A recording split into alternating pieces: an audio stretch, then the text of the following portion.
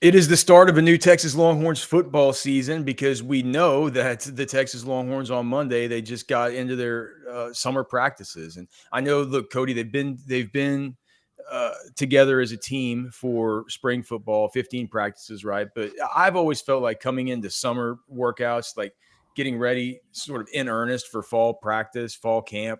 This is when you turn the corner to the 2025 season. It's summer, dude. Summer, technically summer's like just barely here. But this is the best time. So look, this really is what got me amped up when Texas football tweeted out summer's in session and I saw Trey Moore's quads and calves. I Hey, was look at that. I hadn't seen that photo yet. Trey Moore looks bigger through his looks through great. his through his through his shoulders and upper arms too. Like, golly. Looks great. I saw that tweet. I think that was out last night, maybe. And I was like, Yeah, let's go. yeah. Let's go. That was day one of practice, right? Day one of summer workouts, right? That happened on Monday. So I'm excited, man. Obviously a lot of the rankings have come out. The FPI rankings came out. They were number one. I watched Greg McElroy, which, you start to see these bigger names come out and start talking about different pieces, quarterback rankings, defensive rankings, etc. He ranked Texas the number one defense in America. Don't think a lot of people are prepared for that, but Anthony Hill back. It's a lot of good pieces, a lot of new pieces. Yeah, for sure, man. A, a lot even that we didn't see in spring, right? Like this is the first time where they got the whole band together, right? Of the new guys who are coming in. So I figure we just kind of go over these guys, talk about our impressions of them before we get our eyes on them here in fall camp, which will be our first time to kind of see them. I think probably the one that is potentially lined up to have the most impact, maybe, arguably. I think there are two that are arguably the ones that are going to have the most impact, but one of them has to be, maybe three. And I guess Yeah. I would say Murad Watson and injuries. Is that kind of where your head's at? Yeah. And maybe a little bit of Emmett Mosley, the fifth. I'll take that. I'll buy that. So with injuries, what I didn't realize, Cody, it's like I knew that he was on the radar for the NFL draft stuff in 2026. What I Yeah. wasn't aware of is like he's kind of consensus top 3 to 5 ish Yep. in this class. And now this isn't a class where it's not Tyler Warren, Colston Loveland, Mason Taylor, Elijah Arroyo, Harold Fannin, Terrence Ferguson, Gunnar Helm. It's not this kind of class, right? Oronde Gadsden. It's not the same as that. At the top of this draft, you're looking at like Max Clare, who Texas was after, the guy from Purdue that transferred into Ohio State. Eli Stowers from Vandy is another one. Those feels like those are the kind of guys that sort of at the top right now. Injuries you see mixed in. I mean, PFF, they had an early 2026 tight end draft primer just recently, and it says injuries began his career with California as a walk-on, is now one of the best tight ends in college football, entering his redshirt junior campaign at Texas. His 1,030 receiving yards since 2023 are the sixth most in the nation at the position, and the most among returning tight ends who played for a Power 4 school during that span. He has strong hands for the position, dropping only one pass in 2024 while catching 9 of his 12 contested targets. So it's pretty I mean, if you look at these contested catch rates, that's actually 9 out of 12 is a pretty sick contested catch rate for sure. I mean, that's going to be a big piece that, last year there really wasn't a ton of expectations of like, oh, Gunnar Helm's going to be the leading receiver for Texas. No, Right. It just kind of, there was none of that talk. exactly. And it just kind of happened. And everyone was like, the Michigan game was like, yo, what? And that was, now you go into a season, you're like, oh, we know that this kid, Jack Endries, is one of the top dogs in the sport already. Now he gets planted into this offense that, we've talked about it numerous times, but the receiver room leaves a little bit to be desired as far as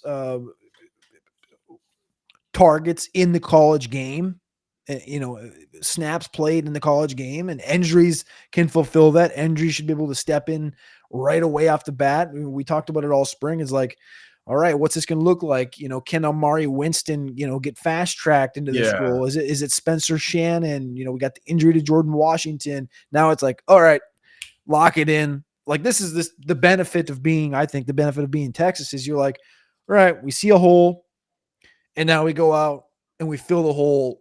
And not only fill the hole, Alex, but like fill the hole to the nature of like, yeah, this guy, if he has a good season, it's probably a 3rd round pick, 4th round pick. Yeah, it's crazy, You're right? like, all right, Yeah, you didn't just fill it in with some dude that was like in the FCS last year. You filled it in with a guy that's probably going to get drafted, which is yeah. a whole different layer of conversation. And I think you can say the same for the Syracuse transfer defensive tackle Murad Watson, although he's a sophomore, true sophomore. Looks about as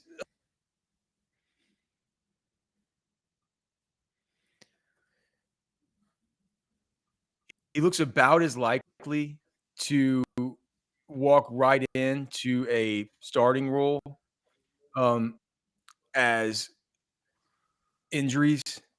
Injuries, you agree? He's like it's just a lock. He walks in and he's the starting tight end. Yep. No conversation. I think that it's kind of almost to that degree with Murad Watson. We're talking about a super heavy NIL investment on him. I wrote in my column that you can't let this guy leave the building. Texas did not let him leave the building and get out there to get offers from other schools.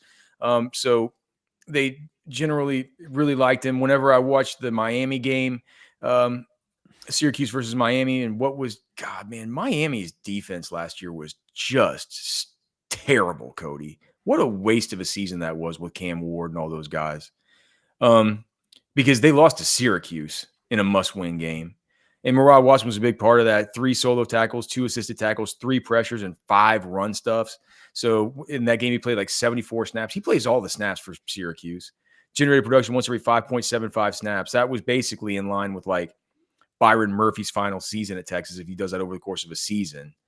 What do you think? Murad Watson, another big addition. I wonder with Murad Watson if we come back in what's it, June right now, so that's 6. We come back in 6 months. We come back in December and go, hold up. This guy was ranked where in the transfer portal rankings? Where was he ranked? He was ranked 65th overall. He was a freshman All-American. He's a freshman All-American. He's 65th overall in the transfer portal rankings, and that's team players right next to him. It's multi-time transfer guys. It's Cal Poly's offensive tackle Brady Norton, who went to Michigan. It's Jaden Ott, who did not have a good year last year, that went to Oklahoma.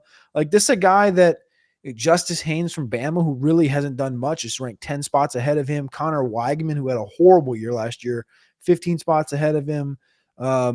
David Bailey was 15 spots ahead of him. Like, you could argue, he should be a top 40 guy in the overall transfer portal rankings. And you come back a year from now and this guy could fully be, second or third team, probably second or third team SEC, all SEC. That would not surprise you if he was the best D tackle in the room. And he was, multi sacks. Like, he's the guy that wouldn't shock you. So I look at it right now, and my early expectations on June 4th, as we head towards, pads being on and, a better part of a month and a half and game happening in 2 months, 2.5 months. I think you look at it and you say, well, Murad Watson's probably going to be a starter if all things go right. Maybe he doesn't open up camp that way. Maybe the guys that have been in the room a little bit longer open up camp that way. But I look at Murad Watson and I go, starter. And everything we've heard about Cole Brevard, you go, starter. And I go, that's probably the duo. And if that's the duo with as maniacal as the edge rushing game is and the linebackers are and the defensive back room is, I kind of think about it in 2 ways. One is you always hear, like in the NFL and even in college too, a great defensive line can mask a little bit of a underwhelming back end. It could, because you can get after the quarterback, you can stop the run, you can create havoc, and you can move the pocket, and it really helps DBs a little bit in coverage. But I think about it also this way, in that, all right, well, you got, what have we talked about with all these defensive tackles? They're all pretty good run defenders. Not really a lot of pass rush, talent or grades when it comes to like the PFF grades and stuff with all these defensive tackles. All right, well, what does everything else to do with this defense? The linebackers are great. The defensive back room is maybe the best room on the team. The edge rushing room can get after the quarterback. The one, I guess you'd say, hole would be interior pass rush. All right. But if that's the only error, if that's your only like nitpick, I think you're sitting in a pretty good spot. And I think that Murad Watson brings that to the table where it's a again a piece where the guy played, I don't remember what the number was now. 500 snaps, 480 snaps last year. Like that's a lot of Division One football that comes into that room and can benefit you on day one and kind of keep this thing chugging. And potentially, Alex, this defensive line could be better than it was last year. Yeah, and Specs is getting better almost every day with new selections that they're adding. It's you talked about how the defensive line can underwhelm sometimes. Whenever you go to Specs, you're just overwhelmed by the pure variety. Texans know for selection and lower prices, it all starts at Specs. Shop Specs! No matter what's on the menu, we've got you covered. With all your favorites on tap, you'll bring home the win. Shop Specs! Special occasion? Flirt responsibly. Boots on, drinks up. The fun starts here. Shop Specs, low priced, amazing. Here's to you. Thanks very much to Specs. Thanks to Texas Beef Traders. Make sure and check them out right there off of Loman's Crossing and 620 in Lakeway. Get your 10% off, and don't get vaccines and all kinds of antibiotics in your meat. Just go to Texas Beef Traders. It's all natural there. Of course, also thanks to Poncho Outdoors, our great sponsors. You need to go over there, take part in the Big Daddy sale, buy 2 shirts, get 2 T-shirts and/or hats, or mix and match for free at Poncho Outdoors. No promo code needed. They're just doing it for all the dads out there. All right. Jonah Williams is a big daddy. We'll talk about him in a second, but let's talk about another transfer, Emmett Mosley V.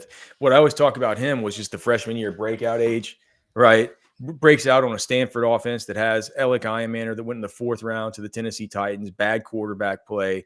You're a true freshman, and you have the 20% threshold breakout as far as team receptions, receiving yards, and receiving touchdowns. That's something that if you look at the last. I just looked back in drafts to 2021 to look at freshman breakouts, and here are the names. Luther Burden last year, 2024 it was Xavier Worthy, 2023 Jordan Addison, Marvin Mims Jr., Jaden Reed, Kayshawn Booty, 2022 Drake London, George Pickens, David Bell, Wandale Robinson, and on. And it's just a really good indicator. Out of that group, I only listed 2 guys that are just kind of jags in the NFL, and that's Kayshawn Booty and David Bell, but both those guys were monsters in college. So I guess Booty wasn't really a monster in college. Booty had a 700-yard season. I mean, Booty's objective. He's getting an opportunity right now. Bell is just done. Yeah, but Bell was awesome in college. Bell was. Remember him and Rondale was like. Yeah, how is Purdue winning 4 games? Yeah, with this receiving core. So you're talking about that level of freshman contributor in Emmett Mosley coming to the Longhorns. How do you see him fitting in, Cody? And do you think he's slot only, or I mean, what do you inside outside versatility? Yeah, I mean, we've talked about it a couple of times, but I think he's a guy that can go inside outside.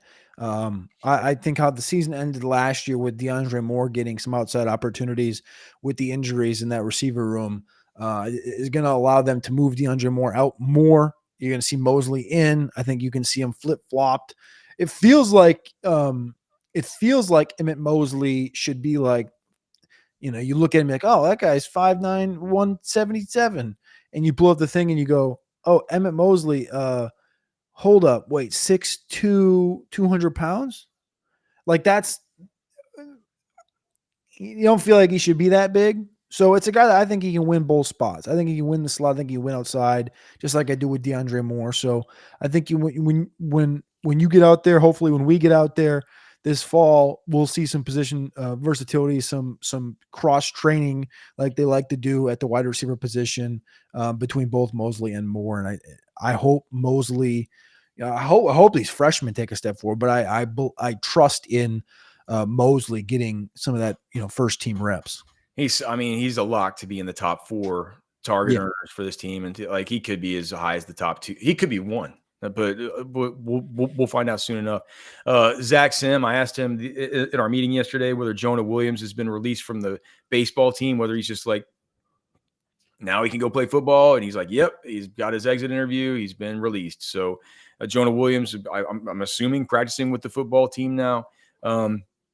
I just, he's behind the eight ball from a timing standpoint a little bit with no spring football and everything. And he's just a freshman. The safeties at Texas are good, but he's the kind of, if there's one player where you think they might be able to make a package for him or something like that, it would be Jonah Williams. How do you think baseball uses they wear their bras now? What's it called? Catapult. Catapult. You think baseball uses catapult? No, I don't know enough about baseball. I'm sure they do. They've been doing that stuff for a long time. I wonder what the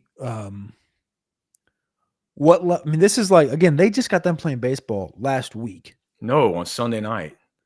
Yeah, 4 days ago, and practice started technically Monday. So yeah, that's what I was asking. Did he go from losing that game Sunday night to practicing on Monday? That's what I was asking Zach on Monday. I I would bet he probably didn't on Monday, but I bet he was there on Tuesday. Yeah. But I mean, the kid's young. I mean, I'm still in my my later 20s. You're obviously not. Like, you still remember those early days when you were 18, 19 years old and how quick you recovered and stuff. But and we've obviously just saw it with Travis Hunter to the extent where he played both sides of the football.